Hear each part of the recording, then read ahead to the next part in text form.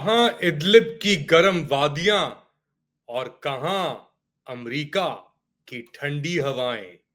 Ahmad al शर्रा, साबिक अल जोलानी, al Qaeda in Syria के सरबराह, ना सिर्फ सरबराह, वो शख्स जिसने अलकायदा को सीरिया में शुरू किया था, अब अमेरिका के सदर डोनाल्ड ट्रंप और उनकी अहलिया मेलानिया ट्रंप के साथ दावतनामे कबूल कर रहा है। और देखा जा रहा है अमेरिका के दारुल हुकूमत वॉशिंगटन डीसी में यूएनजीए के अंदर अहमद अल शर्रा ने एक बहुत जोरदार तकरीर दी और साथ साथ कई अहम लोगों के साथ न्यूयॉर्क के अंदर मुलाकात भी हुई। उनमें से कौन कौन थे और उन्होंने क्या कहा आपको बताएंगे, मगर पहले लेट अली शो यू के इस एपिसोड में आप सबको खुशामदेद। To like, subscribe and share this content. Ahmed al Sharaa, साबिका अहमद अल जोलानी, सीरिया में एक साल कबल छुप रहे थे अमरीकी ड्रोन से एक तरफ, दूसरी जानिब रशियन की निगाहों के अंदर और क्रॉस हेयर्स के अंदर भी थे। और बशार अल असद तो वैसे ही कोशिश कर रहा था कि किसी तरीके से इन्हें उड़ा दिया जाए। लेकिन कुछ माह के अंदर 2024 के गर्म महीनों में थोड़ी सी मूवमेंट किसी और तरफ होना शुरू हुई। हमने देखा कि अलेपो और अलेपो कंट्री साइड, यानी वो इलाके अलेपो के, और ये मैं शुमाल की बात कर रहा हूं, इदलिब है, उसके साथ पूरा एक पट्टी चलती है। अलेपो कंट्री साइड एक बहुत बड़ी जगह है। 2014-15 के अंदर 16 तक यहां से जो सुन्नी आबादी थी, इसे बशार अल असद ने उठा के कोनों में फेंक दिया था। इदलिब एक तरफ जहां पे पर कैपिटा सबसे ज्यादा, यानी मिलियंस, हम बात कर रहे हैं 3 या 4 मिलियन जो सीरियन थे वो इस एरिया के अंदर ही सिर्फ मौजूद थे।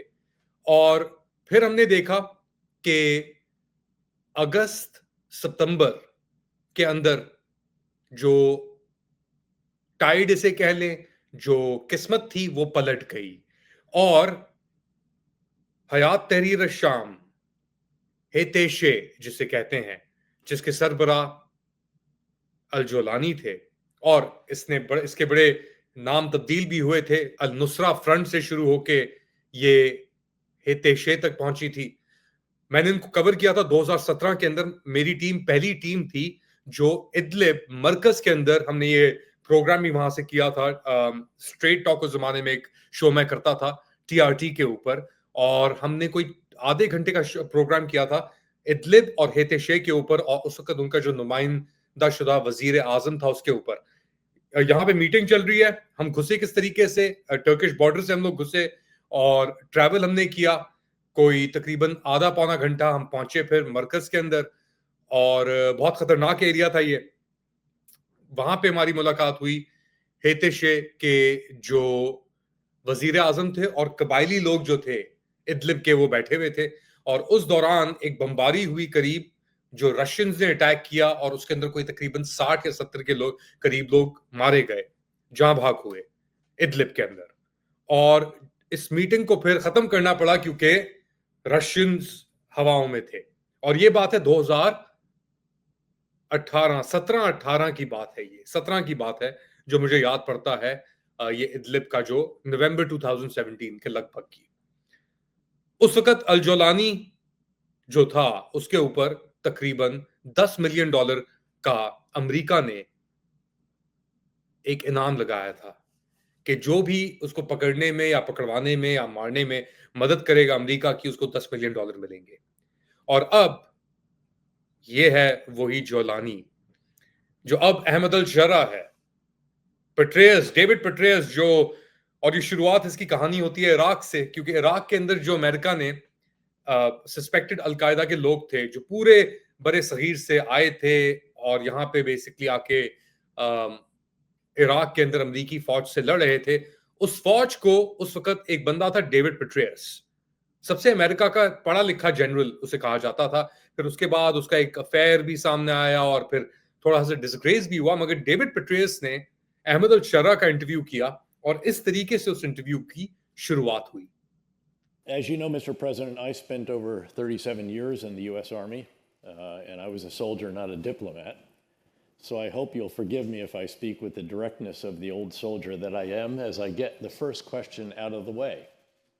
Because the fact is that we were on different sides when I was commanding the surge in Iraq. You were, of course, detained by U.S. forces for some 5 years, including, again, when I was the 4-star there. And here you are now as the president of Syria. तो David पेट्रेयस ने खुद ही कहा कि हम आमने सामने थे और अब हम आमने सामने किसी और कॉन्टेक्स्ट में बैठे हुए हैं. इतना मीटियोरिक राइज, यानी इतना तेज तेज रफ्तार से किसी भी शख्स का ऊपर आना एक अजूबा ही होगा, एक मिरेकल होगा. मगर अहमद अल शर्रा का एक एंड ऑफ स्पेक्ट्रम से दूसरे एंड ऑफ स्पेक्ट्रम तक आना एक वाकई ही में एक अलमिया है. मगर ये एक छुपा अलमिया नहीं है, क्योंकि इसके अंदर पीछे एक्चुअली एक अहम मुल्क का बहुत किरदार है और एक अहम किरदार है. मैं जिक्र कर रहा हूं टर्की का. Turkish president Recep Tayyip Erdogan की भी अहमद अल शर्रा से मुलाकात हुई. अक़वाम मुत्तहिदा की जो 80वां सेशन है, 80th सेशन जो है, उसके दौरान.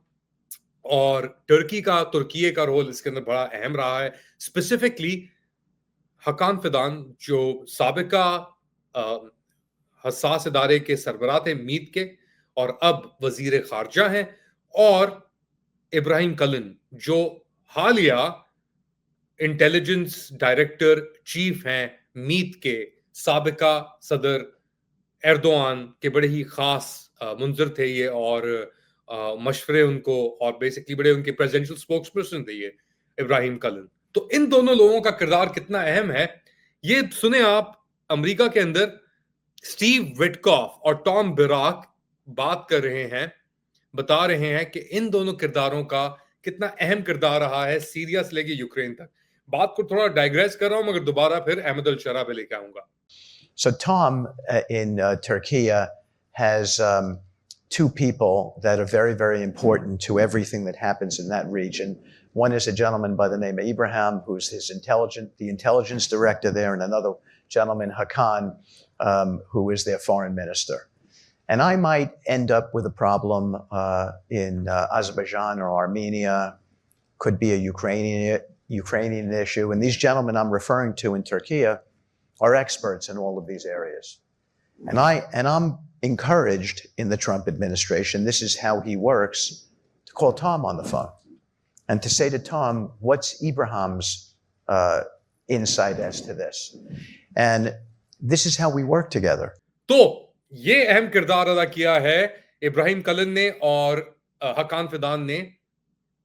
अहमद अल शर्रा और हितेशे को व्हाइट वॉश करके इक्तदार में असाद के बाद, क्योंकि जो असद की रजीम हटी, वो पूरी कहानी आपको पता है, जाके और एपिसोड भी देख सकते हैं. मगर अब इतना सेंट्रल किरदार हो गया है अहमद अल शर्रा का, और ये चाह रहा है कि जो सैंक्शंस लगे हैं, पाबंदियां लगी हुई हैं सीरिया के ऊपर असाद के दौर से, वो सब हट जाएं. ये भी याद रखें कि ये पता नहीं कितनी दहाइयों में अहमद अल शर्रा पहला सीरियन सदर बना जिसने आके अक़वाम मुत्तहिदा के अंदर खिताब किया.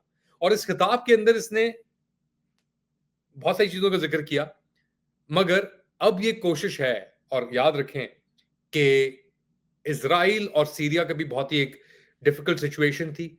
जो ट्रंप के साथ मुलाकात हुई है, अब लग रहा है कि इजराइल के साथ जो सीरिया का फिलहाल इशू था वो रिजॉल्व हो गया है. मगर अहमद अल शर्रा की जो यूएनजी अक़वाम मुत्तहिदा की स्पीच के अंदर उसने स्पेसिफिकली जिक्र किया गजा का, और वो एक ऐसा इशू है जो इस पूरी, यानी जो जिस तरीके से इस निजाम को रेजरेक्ट सस्टेन करने की कोशिश की जा रही है इस रीजन के अंदर, ट्रंप और एर्दोआन के जो डायनामिक है वो बड़ा इंपॉर्टेंट है. इसीलिए अहमद अल शर्रा को भी अब इतना रिप्रीव एक हद तक मिला है, क्योंकि वो अमेरिकन इंटरेस्ट को सर्व कर रहा है. दूसरी जानिब जो लोग अमेरिका के मुखालिफिन हैं, स्पेशली जो रशियन हैं और चाइनीज हैं, वो कह रहे हैं कि भैया तो आप अलकायदा को सामने लेके आ गए हैं, और द फैक्ट के इजराइल ने हर किसी के साथ जंग कर दी, और इनके साथ वो एक मुआहदा कर दिया है, करने के करीब है, या अंडरस्टैंडिंग डेवलप हो गई है. तो इस चीज को भी इल्जाम लग रहे हैं, दावे हो रहे हैं कि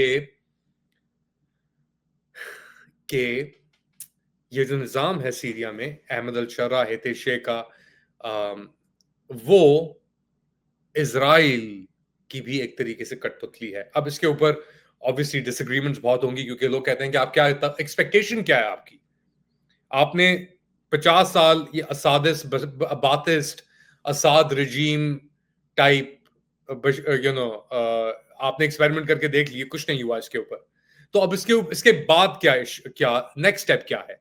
और एक और चीज, जो अहमद अल-शरा की मुलाकात हुई है, सबसे मुलाकात हुई, ऑब्वियसली एर्दोआन से मुलाकात हुई, डोनाल्ड ट्रंप से मुलाकात हुई, दीगर और लोगों से मुलाकात हुई, बट एक अहम मुलाकात उसकी हुई यूक्रेनियन सदर व्लादिमीर ज़ेलेंस्की से। और सीरिया ने दोबारा ताल्लुकात बहाल करने, और सीरिया और यूक्रेन के दरमियान ताल्लुकात जो है वो दोबारा बहाल हो गए इस मुलाकात के बाद। डॉक्यूमेंट साइनिंग भी हुई।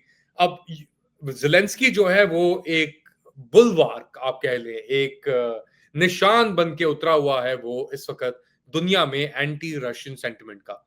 मगर सीरिया के अंदर सीरियंस और रशियंस के बड़े अच्छे ताल्लुकात, जो भी ये अहमद अल-शरा है, इसके अच्छे ताल्लुकात सीरियंस के साथ भी हैं। सॉरी, सीरियंस के साथ तो है ही है, मगर इसके अच्छे ताल्लुकात रशियंस के साथ भी हैं।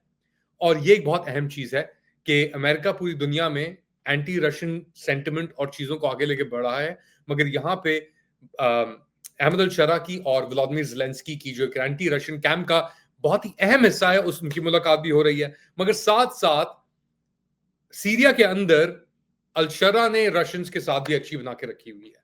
तो ये बैलेंसिंग एक्ट कर रहा है, अभी तक केपेबल आदमी नजर आ रहा है।